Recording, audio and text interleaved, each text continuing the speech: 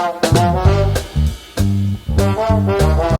YouTubers, welcome to Dinner and Desserts. My name's Kathy and I'm going to walk you through some of my family recipes and show you how to make them. They're pretty easy. Let's go. So today's recipe, we're going to make apple fritters. Everybody loves apple fritters.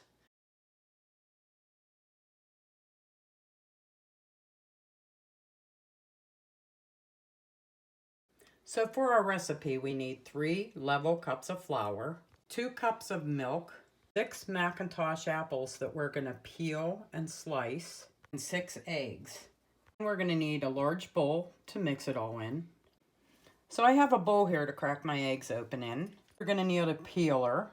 I like to use a corer for my apples. Of course, a spatula to mix everything, and some beaters.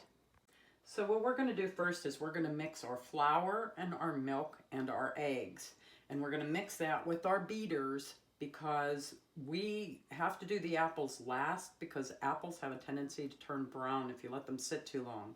So if we have everything mixed together, we can, as we core and slice the apples, throw them into the mix. That way they won't turn brown. So first we're going to put our flour. Then we're going to add our milk. Next, we're going to do our eggs. And the way I like to do my eggs is to crack them into a separate bowl.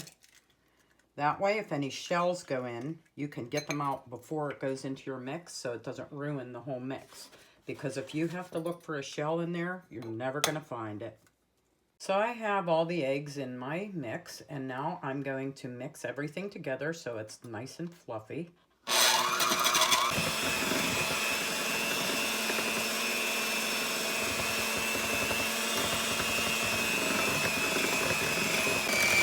So this is pretty much the consistency that we want our mix to be.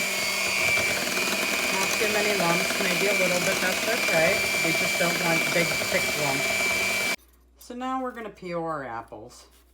These are the Macintosh. I like the Macintosh because they're a little bit tart. I don't think you would want a sweet apple in this. The tartness is really good. And sometimes you can get larger ones, which makes it a little bit easier. But these are decent sized, I think. And we're going to peel it.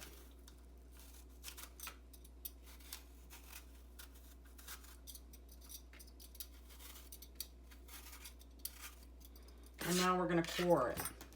I like using a corer. Okay, so if you have a little bit, you can always trim it off. This is a little bit too thick. We want to cut that in half. And we're going to throw them right into our mix. That way they don't turn brown.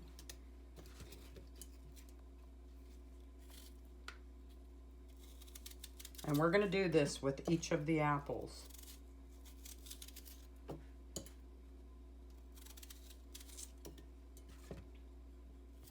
So when you cut the apples, cut them a long way because if you don't, they'll be too chunky and they don't cook as well when they're really thick. So, but you do want enough that you can taste the apple when you bite into it. So our next step is, after we mix all the apples, make sure they're all coated really well, our next step is going to be to fry them. I like to use Kirkland's olive oil from Costco. Reason being, you get 2 large jugs for $20, which is only $10 a jug, and it's really cost effective. Now you're going to need a lot of oil so that you're going to be able to cover the apple fritters. You will flip them over though. We're going to get this going. Okay, this is a good time to put an apron on because you're going to be frying apple fritters and you do not want to get grease on a nice top. So what we're going to do is we're going to put a plate with a couple of paper towels on it. That way when our apple fritters are done, we can put them on the plate and the paper towels absorb some of the oil. Now our next step is going to be to fry the apples and mixture in oil.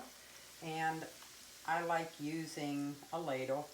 1 scoop should be good. You don't want them too big. They're harder to flip over. This way it comes out nice and crisp. And we're just going to put those into our pan. And you should get at least 8 to 10 apple fritters out of this mix. And I'm going to heat up a little to make sure they fry nice and brown.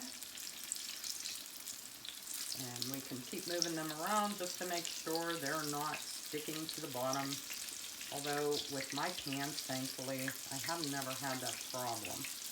Hopefully you won't either. It starts getting too dark, the oil, then you want to turn your heat down just a little bit at a time. Next, we're going to flip our apple fritters, and I like using a fork to help guide it because I don't want to get sprayed with oil. It's very painful.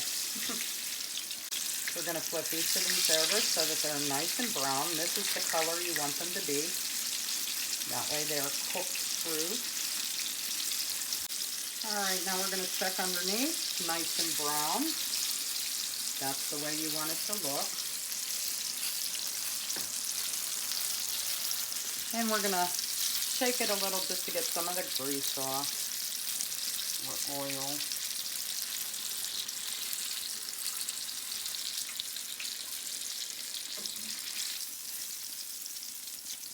And we're going to do our next batch.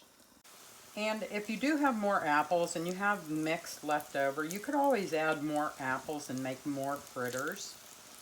And that way you're not wasting any of the mix. I don't like a lot of the mix around the apples. I like more apples in my fritters. And this is what our finished product looks like. A nice apple fritter. And you can serve with a little bit of sugar sprinkled on top or molasses or just the way it is.